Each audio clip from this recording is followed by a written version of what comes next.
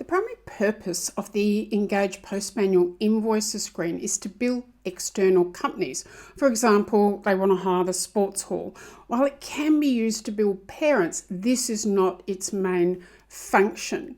So I've come into Engage, selecting Post Manual Invoices, and here is my company that I want to invoice, Burlington Trust.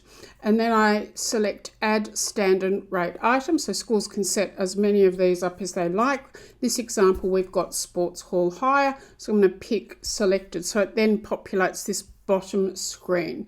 And then I can go, okay, so what's the amount going to be? I'm going to put it at £250 there, and then I'm going to select Save. Now, once I've done that, I select it again, and then I select Print Post Invoices here in the top right screen. And what will happen is the invoice will now be generated so that you can preview it as I'm showing you here on the screen to check that it's all correct. I go, yes, all of that looks great and I'm happy with that, and I want that to be sent out to the Burlington Trust, and then I select Post Invoice, and that will now be sent out to the Burlington Trust for them to pay.